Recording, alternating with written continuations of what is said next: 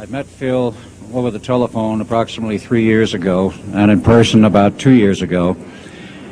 And during that period of time, I became very well acquainted with him. He was, at that time, still working for the government, and he didn't say much about what he did. But nonetheless, over a period of time, I became well acquainted with him. I found him to be a person of integrity and honesty.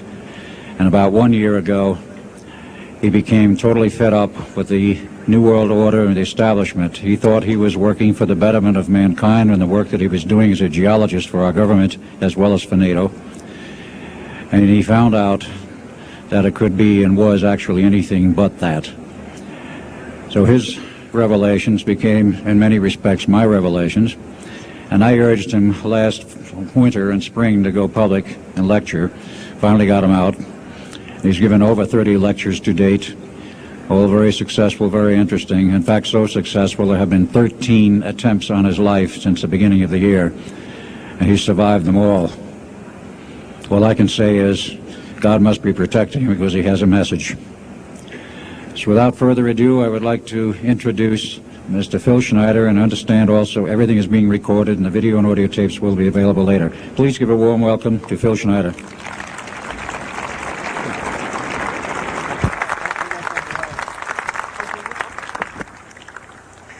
Thanks, Al. I guess I can always start off by saying loose lips sink ships. That's almost a pun anymore. I'm Phil Schneider. I worked 17 years for the United States government as a geologist and aerospace engineer as well as a structural engineer. I worked for such elusive occupations with Boris and Knudsen, Bechtel, Page and Page, Aerospatiale of France, and a host of other, EG&G and a host of other, Los Alamos Laboratory and these kind of things. But rather than bore you with all those statistics, I've got cooked up a real mixed bag here of different topics, and it's might be a little bit like brain overload, but I'll start from the beginning. Now, like I said, I worked 17 years, co-invented methods of shape charge blasting as well as laser rock deflagration, which means rock is literally melted or powdered by a special laser combination, and the residue of the rock underneath is applied as a coating, as a liquid coating, kind of like instant agate, if you could imagine a hunk of agate, which is a hard silica mineral, rock actually. But up here we have another topic. This is an area to where I worked. I worked 11 years of the 17 years at Groom Lake, S4, S2. It's in the Nellis Air Force Base area. In fact, Groom Lake is, I'll show you in the picture right here. It's right here. Groom Lake is quite the place. A lot of rumors and other kinds of things have come out of there. Of course, people have stood on the outside for years and wondered at what's been flying there. There's all kinds of things been flying. Let me give you a brief overview. Start in ancient history land here. Back in 1909, the U.S. cavalry was engaged in catching some banditos that had crossed over the Mexican border into a place called Truth and Consequences, New Mexico. And they went into a cave or a hideout and killed the so-called bandits, but what they found out they couldn't explain. And they were called horseshoe craft at that time, or horseshoe ships. There were UFOs, and they saw these, what they called demons, gray demons, little gray guys all around the place. That was in 1909. Now in 1933, our government was actively engaged with the Europeans, mostly the French and the English, in special researches dealing with aerial phenomenon. And once again, the term flying saucer or flying disc didn't come about until much later, supposedly right around the mid-1940s. Anyway, the whole thing here is that also in 1946, I might want to add, we were engaged in atomic bomb testing and this kind of a like, and of course the area of Bikini Atoll. Some of the pictures are over here on the white board, showing with the actual language of both the U.S. Army and U.S. Navy archives. Anyway, these flying ships were seen as early as 1945, 46. Some of them were called Foo Fighters, and you name it. They were fully known about, maybe as early as 1935 or 36 by our U.S. Navy. And there was a shallow underwater base at Bikini Island, and that was probably the one reason why a number of atomic bombs were exploded in that area rather than other areas which they could have been even more remote out in the South Pacific. At Operation Crossroads. Well, anyway, this all led up to later on, about 6-8 years later, 1954, during the Eisenhower administration, led to a interesting treaty called the Greada 1954 Treaty. It was the Alien-Human Treaty.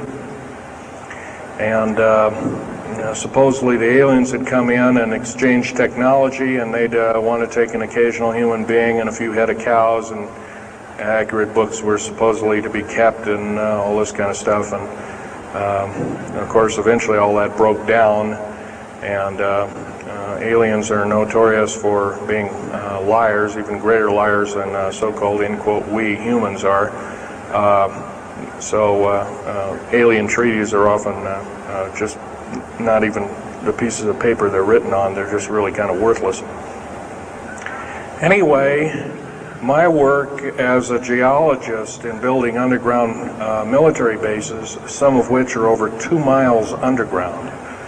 And I think when you listen to Al tonight, if you have a chance to listen to him, he will speak of, Al's actually been on some of the high-speed monorail subway cars, if you might want to call them, that link these bases together. Some of them are capable of riding on a cushion of air about 3/4 of an inch off a rail at a better part of Mach 2. And he's actually been on one of these trains. I've only been in one of the tunnels and helped build some of the tunnels.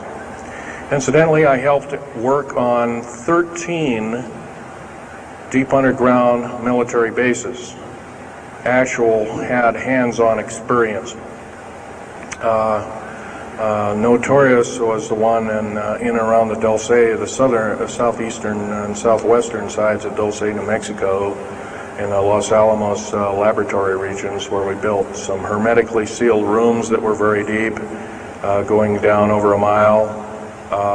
We also built additions onto Groom Lake and S2 and S4 complexes.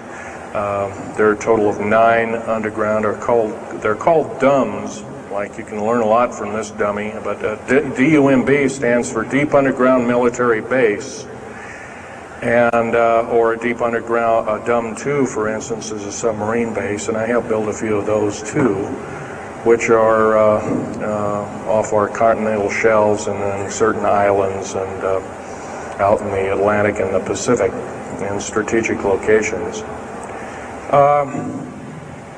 All this, I can hardly, in an hour's time, I can hardly squeeze all this in, so I'll be kind of rambling here if you just bear with me.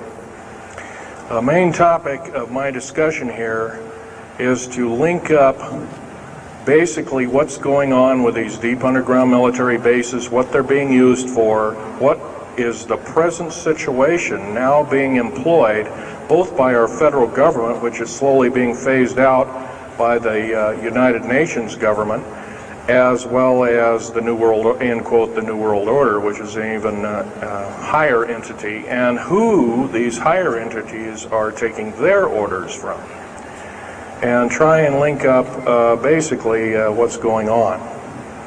A lot of us have been kept in the dark. We've been given, maybe most recently over here, photographs of an alien at Roswell. I'll just make a very brief statement about that. The photographs cannot stand up to a computer grain analysis test and therefore are retouched or faked. They're not real. The real one, the real photograph of the charred or dead alien that was, or one of the several that were autopsied, is over here, was given to me by a friend by the name of Skip Fromback of Seattle. And his father worked as one of the principal doctors. He was from Germany at the time, and worked on some of the autopsy material, from what I understand, along with other people. Anyway, you just can't believe everything, and that goes for me. You got to get out there and do your homework. Like I always say, you might, don't put your spectacles on, you put your skepticals on when you listen to me. So if we can have a show of hands here, how many people have heard about Roswell, New Mexico? Very good, almost all. And how many people have heard about the black helicopters and the other kinds of flying saucers type equipments out at Groom Lake and other places? Very good. Well, this obviously is a nice enlightened audience. Most of you have probably seen what a black helicopter is, or maybe even gotten rare glimpses of an F-117A black jet, or stealth, as they're often called, or a B-2 bomber, or B-1 bomber, or some of these other sophisticated aircraft that are now being touted as the new technology. Once again, where did we get this new technology? Well, obviously we've had a little hand in that. Our little alien so-called buddies, have kind of exchanged things, not without a great cost. The cost of which has been a lot of people have disappeared. Some, and I'll blow this statistic by you. There's, according to current FBI and Defense Intelligence Agency and CIA statistics, 100,000 children and 1 million adults disappear every year, and these are not kidnappings or murders or rapes or suicides or anything, totally unaccounted for. And where are these people going to? Nobody knows. Maybe one of us in this room or somebody has encountered on such an individual and lost a loved one or a friend or something, and that's unfortunate. My best friend, Ron Lee Rummel, several years ago got himself murdered because we dared to put out in print. At that time I was still working for the government, and so was he. We dared to put in print the so-called the Strategic Defense Initiative, or Star Wars, as part of the New World Order, and takes its actions. It was originally written as a kind of a spoof or a joke. We had one of these alien greys dressed up and had New World Order insignia on, and of course that wasn't taken very nicely, and my friend got himself murdered. It was called a suicide, but now it's been turned over to special authorities who now acknowledge it was a homicide. Other than that, I'd like to also mention something about my father. My father was a U-boat captain in Hitler's Navy, and he got captured and taken over. I didn't find this out until about 2 weeks before he died on his deathbed. He kind of told everybody in total shock. I was one of them. In fact, I didn't believe him. I thought he was kind of in delirium or something like that. And of course, other things have come up since. And so, anyway, he was captured by the French, turned over to the Third Army, U.S. Third Army, and then U.S. Third Army turned him over to the Navy. And he was a master machinist. Now, it's not a journeyman. A master means that they can take a block of metal and make a gun or a watch or some other fine instrument. And he was a master machinist. He later became an MD doctor and part of the aerospace medicine group of the United States Navy. Was instrumental in helping build the USS Nautilus and its first nuclear-powered predecessor, the Enterprise, the first nuclear-powered aircraft carrier, and other ships like it. He pioneered all the ways in building very small and miniature nuclear engines, and he even helped later on in his life, he helped develop the infamous grid bed nuclear motor, which is now employed in some things that look like flying saucers that people claim are flying saucers. Yes, we, in quote, the United States Air Force and other armed forces, are training other European forces to fly unidentified, or now identified, or, in quote, flying saucers. We've actually built several prototypes that are flying under names of black craft. My position as a geologist and engineer got me to see a lot of things in the world. I've been in over 70 countries. Also worked for NATO. I carried a level 3 security clearance with a rhyolite factor. Rhyolite is a hardened factor, only given out to a handful of civilians and maybe a couple of hundred military men worldwide. I thought I was doing the nation, United States, as well as the world a favor by, I thought I was kind of keeping my end up. Well, it didn't work out that way. I was to later find out that these underground bases are now being employed as strategic bases for, in case there is martial law in this country. Right now, our military professors that used to be in war colleges and the like are training people like ex-Russian KGB and Spetsnaz people right here on American soil. I've seen it with my own 2 eyes, along with other people, other geologists. By the way, I'm still a geologist, still do geological survey work. However, I don't work for the government anymore. I took my security clearance and all my government stuff and cut it up and sent it back to the, pardon my French, SOBs. When I found out that a number of these 131 deep underground military bases are being used to subvert the Constitution of these United States and its people, I says, that is enough. I can't possibly be connected. Oh, well, Mr. Schneider, you can't quit, they said. Well, I says, yes, I can. I'm an individual, I'm going to quit, and I'm walking off the job. And he says, so I got arrested and casually told, well, you got to finish a job. And so I caved into that part, and I finished 3 weeks, and then at that time my father was dying, and I was allowed home, and I never went back for my paychecks. Don't intend to either.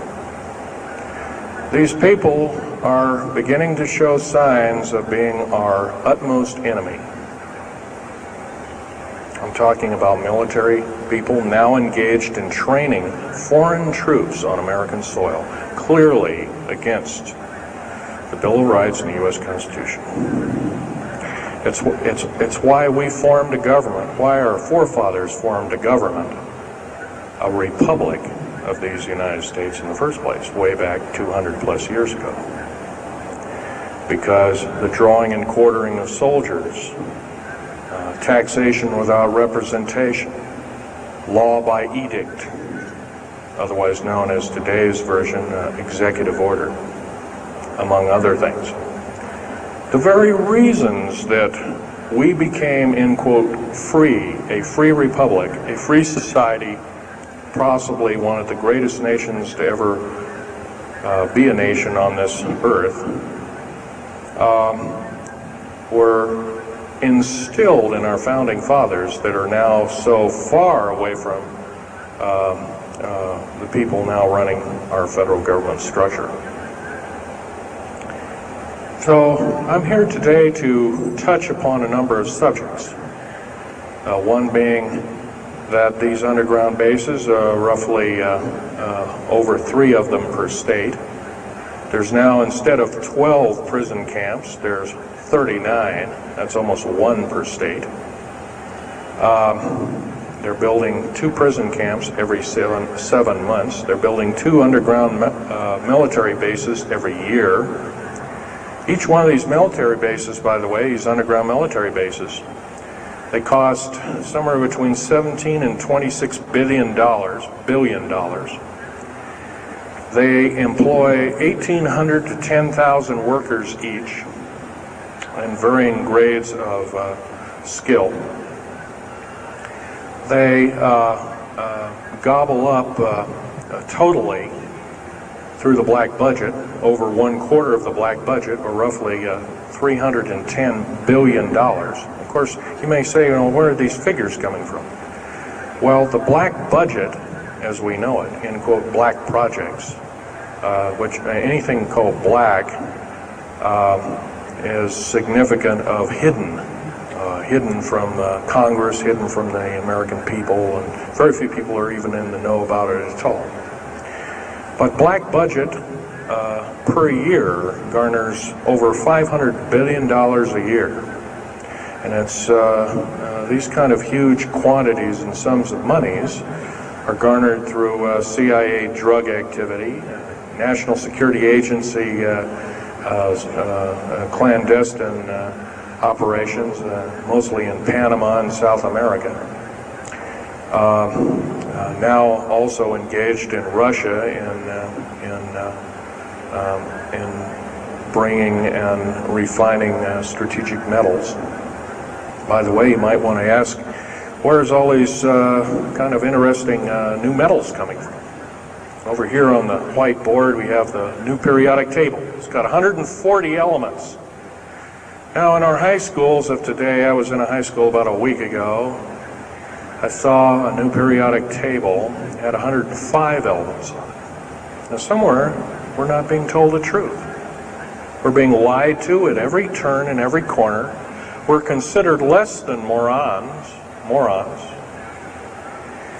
So the government has made itself an entity, an independent taxing body, an entity into itself, and isn't accountable to anybody, not even the so-called New World Order. They just go ahead and do everything willy-nilly as they please. There's nobody checking. You don't have to worry about this. Occasionally there's a senator who pokes a nose in here and there, and that senator finds out either nicely or not so nicely that you don't do things like that. Now, if we're to gain a grip on our country, if we're to take our country back, we must first ask our public officials if they cannot tell us the truth, and we will impeach them, or they will be impeached, or they'll be tried as traitors. This is pretty stiff language. Already it's slowly beginning to trickle out and to occur to a number of people that this may be the only way out. Also, our founding fathers, George Washington, Patrick Henry, and a few of the other ones, came up and said that you don't want to let the beast out of the box. And they were talking about a runaway government. You don't want to allow your government to become like England at that time. And so they warned us about this very same kind of thing. First of all, the United States is not a democracy. It's not a republic anymore. It should be a republic. That's to the republic for which it stands, one nation under God. Why we can't even pray in the public schools anymore? We have to have a Supreme Court judge or group of them, plus Janet Reno and company, among other things, telling us what to do. Interpret for us as if we cannot read with our own two eyes and understand with our mind. This, of course, is bad policy all the way around, and I guess I don't need to blow that by your ears. Okay, on another subject, I have a number of items up here at the table,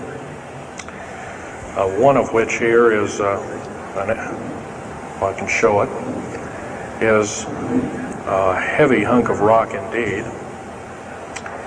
It has a weight of about a little bit more than a pound, 2.5 times the weight of uranium.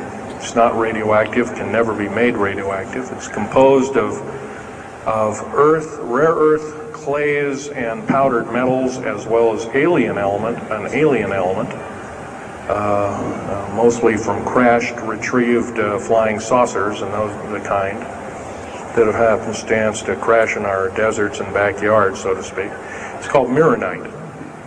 This is employed in every stealth aircraft, every black jet, throughout the black budget. Also in the very small quantities in the skins of black helicopters, mironite. Here's another thing. Here's a piece of probably the purest titanium you'll ever hear or see. It's so pure, it's also composed with other alien elements to make it extremely tough. It's capable of withstanding temperatures in excess of 7,000 degrees Fahrenheit. Our new Phoenix-class submarines, of which we're building 2 a month right now.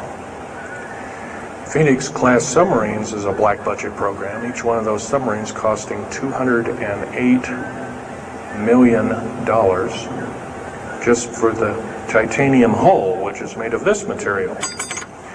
Approximately 10,000 pounds of it. Now, we've got, supposedly, as of the data right now, we've got 106 of these submarines. They're plying the waters and the waves. They can dive to a depth of over 7,000 feet and hold that for 3 months. It's a fantastic submarine indeed. It has 11 grid-bed nuclear motors on it, engines that run everything, purify the air. And by the way, these aren't your usual nuclear motor installation. They're very small. They're probably no bigger than this podium, weighing less than 3,000 pounds, putting out as much as the equivalent of 3 aircraft carriers of the Enterprise class. But these Phoenix-class submarines are getting this metal. Now, where are we getting the metal? It's being stockpiled in a number of strategic locations. Supposedly, I've heard stories, well, it's being mined on the moon, and I have no way of proving that one way or another. I think we're probably getting it from Russia, or refining it in outer space. What are we shuttling? Basically a shuttle, a secret shuttle flight, one a week now is going up and back. What are they shuttling? Well, obviously they've got kind of their own little laboratories up there, space station, and all this kind of stuff. Remember, what you're being told is only just a smattering of the truth. It's not the real truth. Maybe it's 5% of the truth. Maybe it's not even that. You can rest assured you're not getting much. Another strategic metal is this particular bar with some strange crystals on it, scalenohedral crystals of niobium, titanium, rhenium, copper oxide. This complex group of elements, not found on the Earth in specific quantities. This was developed at Los Alamos through EG&G and other outfits, are employed in all black jet aircraft, all of them, including the, in quotes, sport model, the little flying saucer we occasionally see over at Groom Lake. And by the way now, if we happen to be with a video camera, taking pictures of the so-called area around Groom Lake, it's now, you can get your equipment confiscated, your car, your house. You're considered the same thing as a drug dealer, and you'll go to jail for up to 5 years and $1 million fine. I personally don't think this is what I'm hearing. I just don't think that this kind of punitiveness is what we need in America, and we have to get rid of it. Otherwise, we're going to die with no America. Here's some other elements. Here's a very light element. It's composed of lithium metal, as well as an alien element, a little heavier than hydrogen, but a little lighter than helium, also employed in this. It's used in secretive methods of propulsion. And it also is in a peculiar scalenohedral crystalline form. And anything scalenohedral, and by the way, a scalene triangle is no side is equal to another side. A scalenohedral metallic crystalline structure is definitely alien element, or alien technology converted over to our own technology.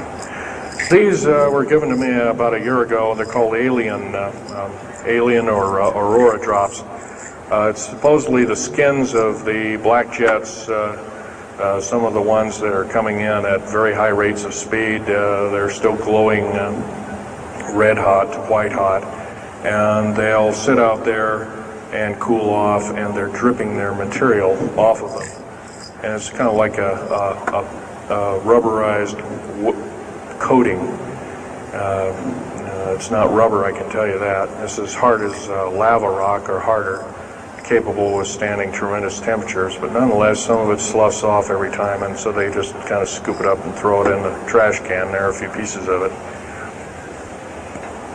Here's one of the hardest so-called man-made rocks. Once again, it's got a number of alien counterpart. It's got an alien crystalline structure to it, very advanced. It's about 11 times harder than a diamond, about 70 times stronger than a diamond, capable of standing temperatures in excess of 10,000 degrees Fahrenheit. It is employed as very thin coatings or windows, tiny windows, in hypersonic aircraft that exceed Mach 5. Here's an interesting artifact. Right here in this hunk of rock, which by the way was an old 100,000-year-old chipping tool found in Jordan, excuse me, is a imprint of, it looks like a fossil, but it's not. It's an imprint of a small mechanical part with exactly 360 kind of little rotor blades. Well, this rock is 220 million years old. Who was making machines 220 million years ago? Maybe Von Däniken was right after all, huh? Here we have a actual piece of agatized fruit, or it's similar to a lime. It's even been pecked by a bird at one time, and that's still there. So it's instantly turned to agate. It is the same agate or chemical structure as material found at Hiroshima and Nagasaki after the A bombings in World War II, where grasses and flowers and petals of flowers and other kinds of things were instantly petrified, turned to agate. It is the same identical crystalline structure. However, this particular piece is about 20 million years old, and it's still got its original green coating, and it's basically unchanged, perfect condition. Likewise, here's a garlic plant about somewhere between 20 and 35 million years of age, and once again it's got that same pink agate coating. And here are some pieces of the metal skin from the crash disk at Roswell. It was given to me when I was 14 years old. My father was visiting one of his old friends in the Navy archives, as well as he was in the Royal Navy in England. And I, as a 14-year-old boy, I says, "Gee, Dad, can I ask Johnny something?" "Oh, go ahead, ask him. Get anything you can from him," you know, that kind of thing. I says, "Well, gee, Johnny, well, do you think I can have a piece of this metal?" "Oh, no, you can't have that." And I says, "Oh, give it to the kid. What the heck? He won't have it very long anyway." Well, I've had it all this time. It's kind of a unique thing. They were able to break the skin of that craft, by the way, by dropping it into a bath of liquid nitrogen, hitting it with a mechanical or hydraulic hammer, and it shattered into little bits. And it was later analyzed and adapted for our own technology. All these artifacts are fine, but once again, the main part of this talk is, where's it all leading to? We get very little spin-off to where any of this is leading to. Occasionally we'll get a new computer, or maybe a quartz watch, or some little trinket, kind of like giving the Indians beads a couple of hundred years ago. Well, we're getting these little spin-offs. But the black budget still rolls on, garnering up over $1 trillion every 2 years. It's somewhere between 1.023 trillion and 1.31 trillion dollars every 2 years. And every year it goes by and the black budget is unchecked, unaccounted for, it's just subverting our country. That's number one. Number two is that these underground military, first of all, if there was something like a nuclear war, or there was a definite enemy out there where we were going to be under attack, like from China or someplace like that, I could see maybe a couple of dozen underground bases for a government, and so it could theoretically rise up like the phoenix out of the ashes. Well, not 131 of these, and if you were going to so-called round people up and put them in prison camps, what a better prison camp than underground, where nobody knows where it is anyway. So once again, these underground bases are most likely been planned as underground prison camps and slave labor factories for the New World Order. New World Order, by the way, is getting, and I'm probably the only person ever talking about this, the New World Order is taking, and the United Nations is taking its orders from, believe it or not, these more powerful outer space alien entities. We might call them the large grays or the small grays. Sinister forces indeed. And you might want to say, well, gee, how come we don't see more of this kind of thing? Well, you can just imagine. If you're only being told 5% or less of the truth, that isn't very much to go on. That's one thing. Another thing is, you don't find very many people coming up here and and letting you have hands-on experience. I'm going to try and do this to you. However, I do ask you to go out and do your homework and keep doing it. Don't necessarily believe in what I'm saying, but get out there and talk to people. Whether it's just a couple neighbors or friends or something, get out there and talk. Because one will tell two and two will tell four, and then pretty soon you have a whole room full of people that are in the know. And then from there, wonders can work. Other than that, as far as changing the black budget and these clandestine programs, public opinion is only going to do that, and it's going to take millions of us. But we have to be informed, and to do that, we have to be doing what we're doing now, gathering and talking. And of course, most of us are adults and can weed out fact from fiction. Most of us are responsible adults and know the difference between fact and fiction and how to use it or how to abuse it. And so we therefore have to continue to keep studying and keep talking. If there's just me out there, and believe it or not, there aren't very many people like myself out there talking. I've given over 30 talks in the United States, Canada, Japan, went over to England, went into Japan kind of illegal, came back the same weekend. They flew me in and out, but gave a talk to a number of their execs, and they were very interested indeed. Now, if this was all a bunch of poppycock and hooey and poo-poo, I wouldn't be listened to, be given an audience by these people, but evidently I have. But 13 attempts on my life since the first of this year. There's a number of you ladies present, so I won't gore you out, but Al has seen some of the wounds, and there's a few other people that have been to a few of my other lectures, and they can attest that I have been shot. I've been run off the road, I've been pushed off the road, I've been mostly shot at, and that kind of thing like that.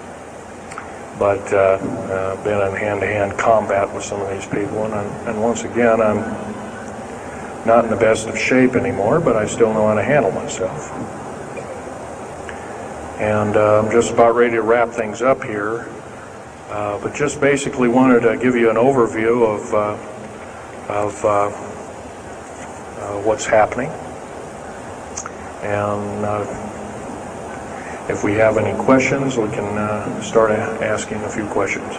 Okay, here's a gentleman way over here. Would you please speak up loud?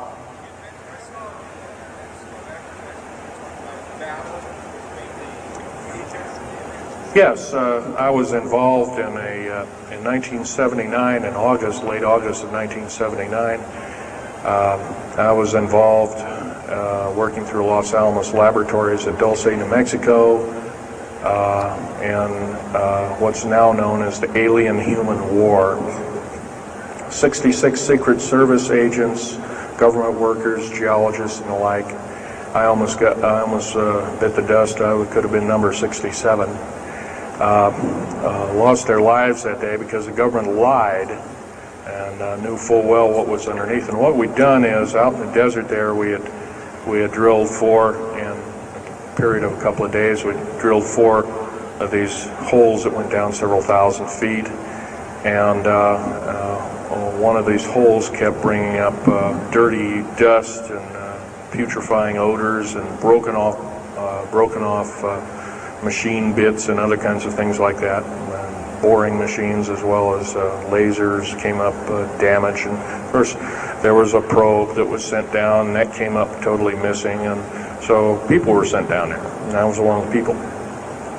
And when I got down there, of course, the odor was, and remember, I was in a spacesuit type environment. All I had was a small tool belt with special sensors, a small rock hammer, and a rucksack for mineral specimens and other kinds of things like that. And I had my little pistol. And being an engineer, didn't have time to carry a big hunk of pistol like most of these Green Berets carry, stuff like that, Black Berets. I carried a little Walther PPK with a 9-shot clip. As soon as I got down this hole, standing about from me to this gentleman over here in the front row, about 10 or so feet away, 7 feet away, something like that, was one of these 7-foot-tall stinking alien guys, and I didn't waste any time. I said, I'm not fiddling with you guys, and boom, away you go. And I was one of the rare few that had been allured that this may or may not occur, and so basically was given ET training, but a lot of these other people weren't. And we were, in fact, it was asked, are there aliens in the area? And of course, the big question was no. And that was a big lie. And of course, 66 people died that day. I have a big hole in my chest. I lost a lung. My lung was literally burnt out of me. My fingers burnt off of me. My toenails burnt off of me.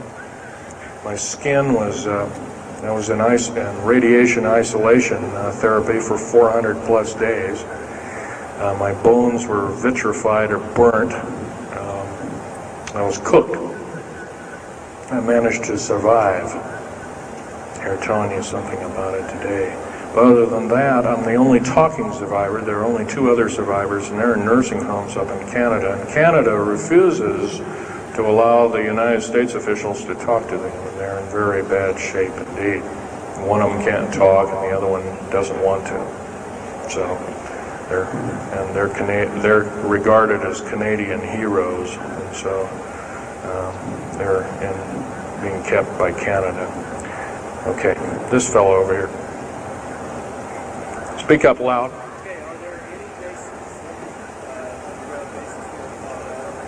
Actually, yes, there's several. In fact, as I was coming to this talk, I was supposed to be here by plane, but there was a subsequent foul-up. Anyway, I drove all the way and did it in one day. But as I was coming over up near Cheyenne, there I noticed the military, Air Force and the Army are building a so-called new, in quote, boot camp, prison camp, right up in Cheyenne, brand new. And I was here 3 months ago, that wasn't there. So it's something brand new.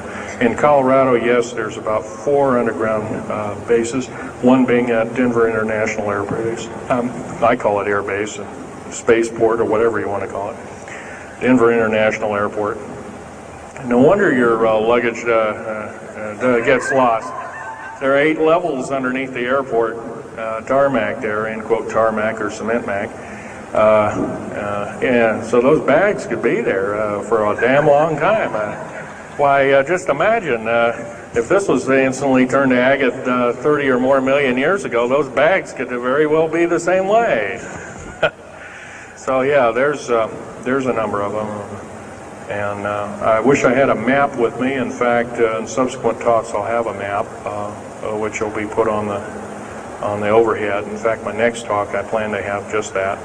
I had planned to bring a map here and had all the latitudes and longitudes of all the bases, and I can't do that. That would be a nice jail sentence for me, so I didn't bring it. So. But other than that, I'll have that all researched for you. Yes, this woman.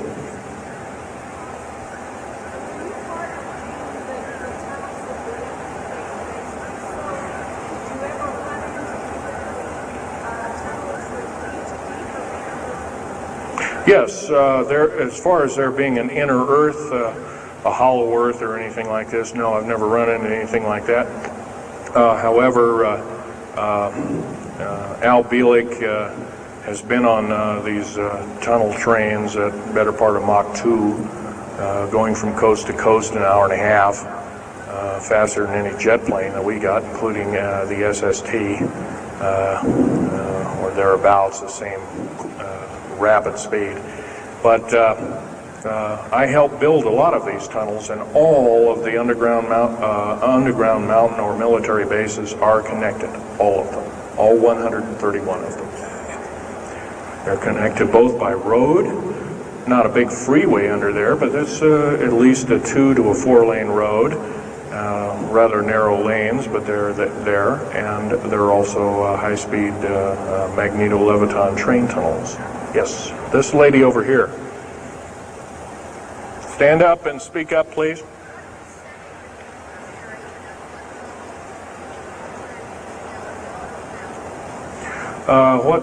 What levels of military personnel know about this?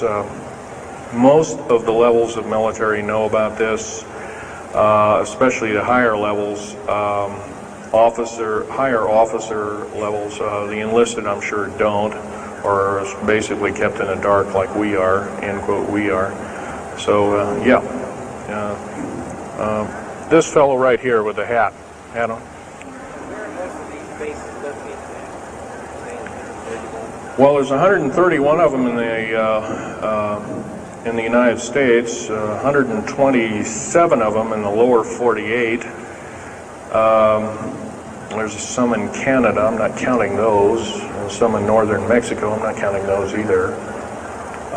They average about 4¼ cubic miles hollowed out underground, an average depth of 5,700 feet underground. Average cost $17 to $31 billion each. They employ anywhere from 1,800 to 10,000 people.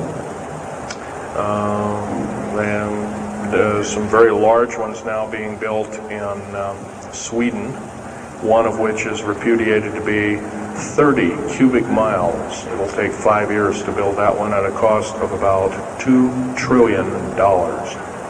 And that's all being supplied by the United Nations. Yes. Anybody over here? No. This gentleman. Speak up, please. Okay, you want to know exact locations of all these? Well, for where all of your Army, Marine Corps, Navy, and Air Force bases are, they're with all the present, not the ones closed down. By the way, the closed down bases are now being used for gasoline storage and equipment storage and these kind of things. So they're not really closed down yet. Boot camps, end quote, boot camps and all this kind of stuff. So-called prisoner camps and these kind of things. Right now, our police, for instance, are being trained by the Air Force and the Army intelligence in martial law research, as they call it. How dare they call that by that name? So where these are, they're where every one of these strategic bases are now. In Colorado, in around Denver, there's 3 of them, and they're fairly small. Some of these bases are only maybe 2,000 to 3,000 feet in depth. Some of them were built a long time ago, back 35, 40 years ago, and they're only maybe 500 feet, and they're mostly for equipment storage. Denver, and then there's Fort Collins. There's also Colorado Springs area has a number of them. By the way, Colorado Springs is kind of a famous area. Nikola Tesla's laboratories were in Colorado Springs, and need I say more? I'll leave that up to Al Bielek. As far as Nellis Air Force Base, there's 9 underground mountain bases in Nellis Air Force Base. That's in Nevada. It's north of Las Vegas. There's going to be a UFO show and conference in Mesquite here later on this month, and that's up very close to, end quote, Area 51. That whole area, by the way, the state of Nevada is 81% end quote, managed or owned by the federal government. The land is either restricted or run by the federal government. That's why there's groups rising as we speak, dealing with the problem very vociferously, and senators are now getting involved. So evidently waking up is occurring. Yes, this gentleman over here. Speak up, please.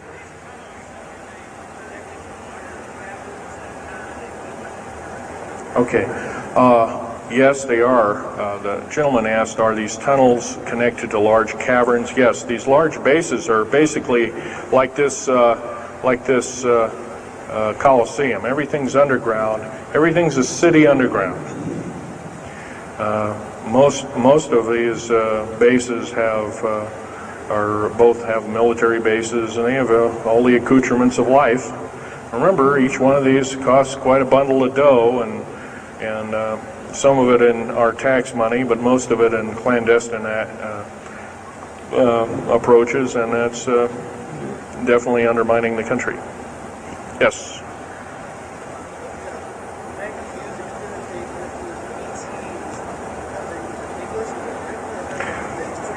Well, some of them have a difficulty in understanding our language. It's too slow to them.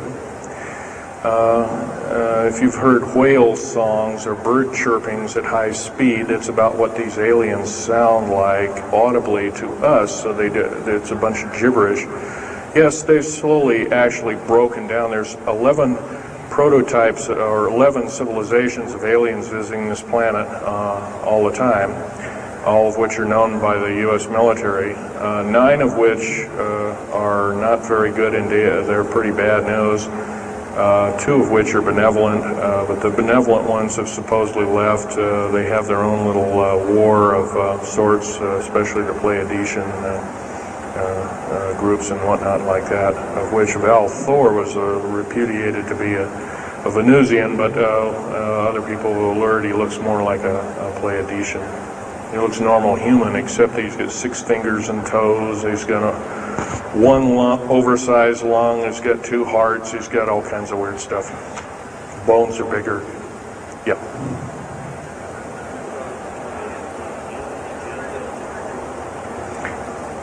The man asked, do I tie in the alien agenda to the New World Order? Yes, sir, 100%.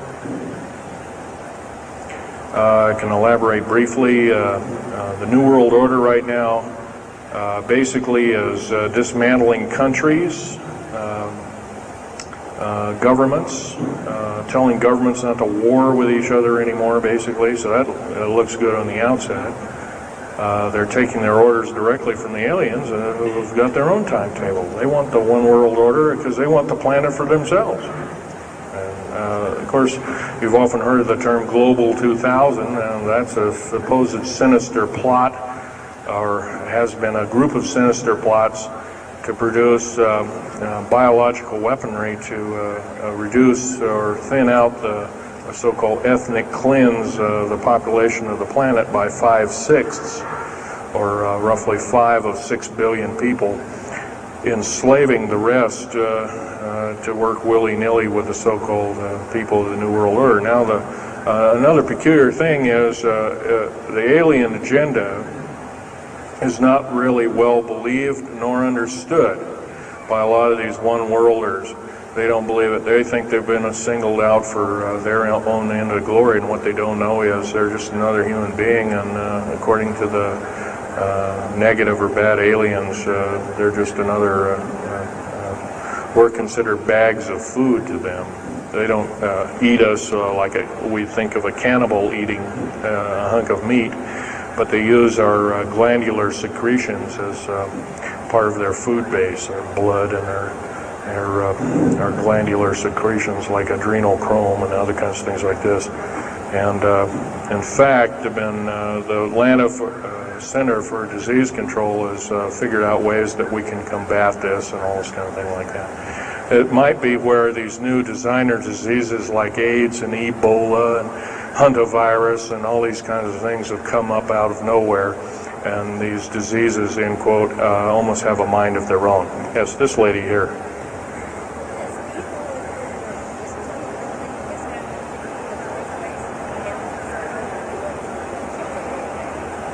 Okay, lady asked, is the tunnel building having an effect with earthquakes? Yes, it could very easily be, although got to remember a lot of these underground bases are constantly being repaired, and so a lot of people have to be hired. As far as the U.S. government, second part of her question was, is the U.S. government modifying our weather? Yes, that's an affirmative. And we have, the U.S. government's been working with the Russians for at least since 1972 and maybe as early as 1966 on weather modification. And it's a well-known fact, and it's well employed. And by the way, they can literally weather modify a hurricane or a tornado out of existence. And the reason they don't do it is pretty obvious. Yeah, right. Or they could actually send a plane inside of a hurricane, for instance, that would blow off an atmospheric bomb or a shockwave bomb in the eye of the thing. It would completely dissipate. Well, they don't do this, of course, and there's probably other reasons for that, see which way it goes or what kind of havoc and how we can study the havoc, and we go from there. This fellow way in the back in the black. How do we learn more about our general topic? Well, there's this particular fellow, his name is Richard Souder, PhD. He wrote a book recently, Underground Bases and Tunnels, What is the Government Trying to Hide? That is one book. Then we have here's a popular science article, Secret Air Base. The government doesn't want you to know that Groom Lake, supposedly Groom Lake doesn't exist. Well, I guess if it doesn't exist, then me talking about it, I guess I can't be arrested or anything. I'm just full of poppycock here. Well, the editor, one of the editors of Popular Science that put this article out is now in federal prison. Then there's a book that called Stealth Fighter Pilot. These books are available. I got this one at Dalton's. This one actually was sent to me by the publisher. I did some test piloting, and the only thing I test piloted was would run the aircraft back and forth on the runway, the special runways we built at Groom Lake. There's a picture of me in uniform. And I can go on. And these publications are out now, and they're available. Yes, this lady over here.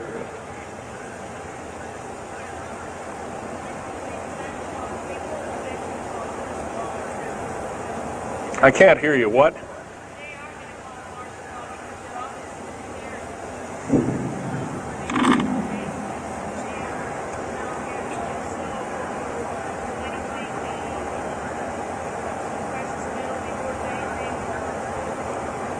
Okay.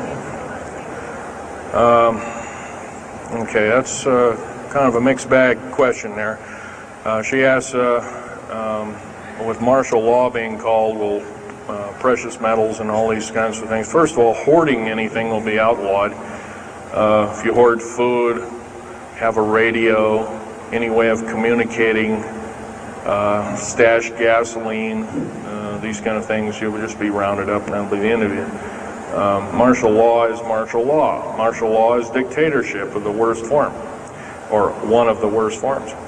And her other part of the question, if I got it right, was when's the alien takeover? Well, the alien takeover right now is, and probably will be for probably the next 20, maybe 30, 40 years, will be basically in the background. The idea is to get the one world beast-like government order in place and to thin out the population of the planet. And then, of course, then all heck will break loose from then on.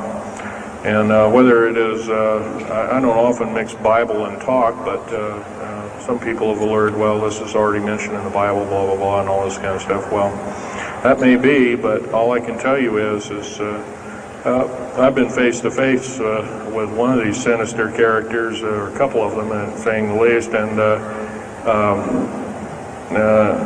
most people would, just the shock of them seeing such a thing would cause them to not be in very healthy mode, frame of mind, as physical as well as mental. This man here in the blue coat.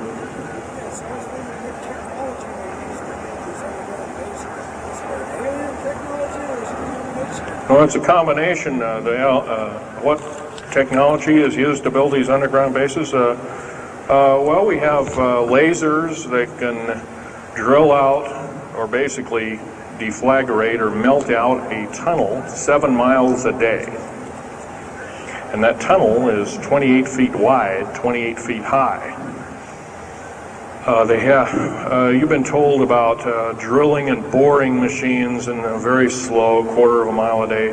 Most of that went out in World War II. Most of that's all World War I or World War II era materials.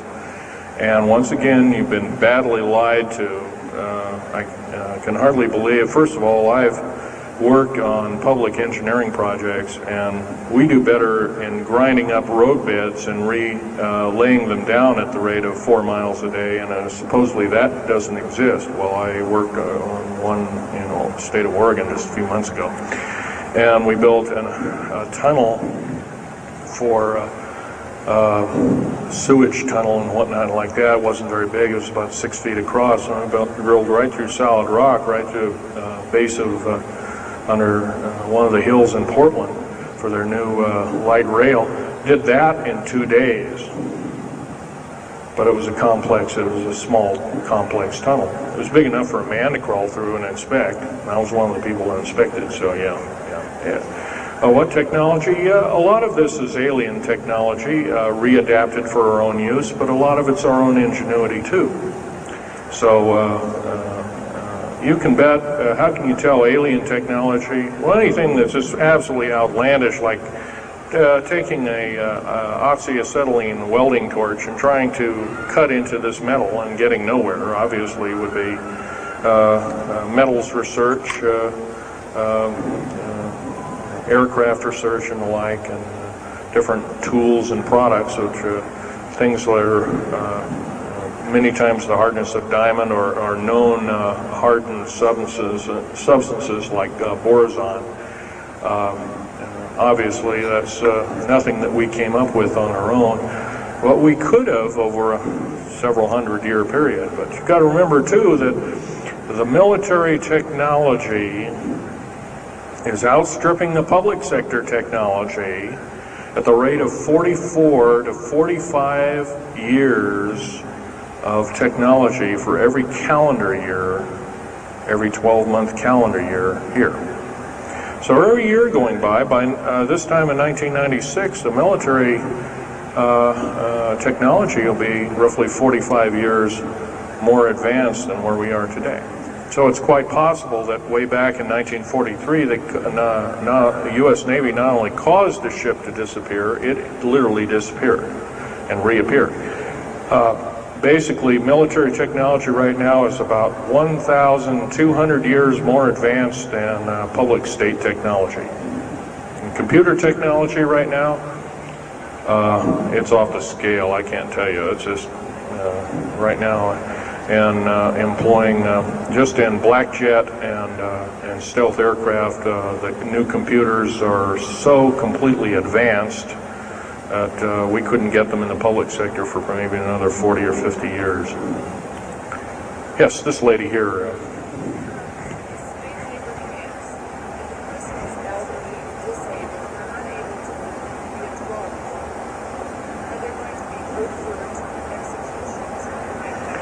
Well, the lady asked with the slave labor camps, the old, the infirm, the handicapped, are they going to be executed, and will there be executions? You can bet your bottom dollar there actually will be these things.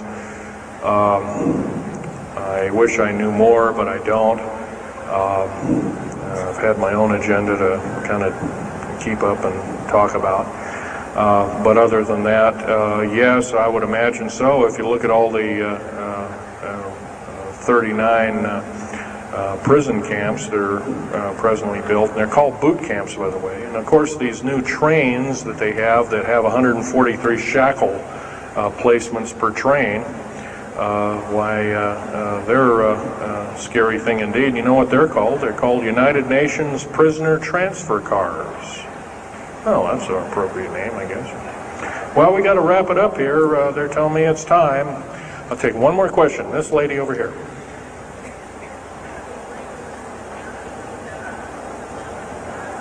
They don't brainwash you. How do they brainwash 18,000 people that are working? Well, you sign this little piece of paper saying you work, you go to prison for the rest of your days. Or you're not going to be taking home a paycheck of about anywhere from $4,000 to $40,000 per month, depending upon your position. $40,000 a month is a lot of petunias. Okay, well, I got to wrap it up here, folks. So I'll be over in Al Bielig's booth. I think it's over in booth number 125. I could take other questions there and let you take a look at artifacts. And once again on these artifacts, in a very few minutes, don't handle them, just look at them. Thank you very much.